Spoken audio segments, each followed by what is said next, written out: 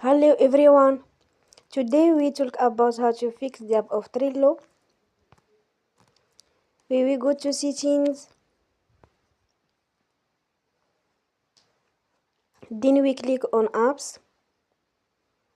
After that we will search the app Trello.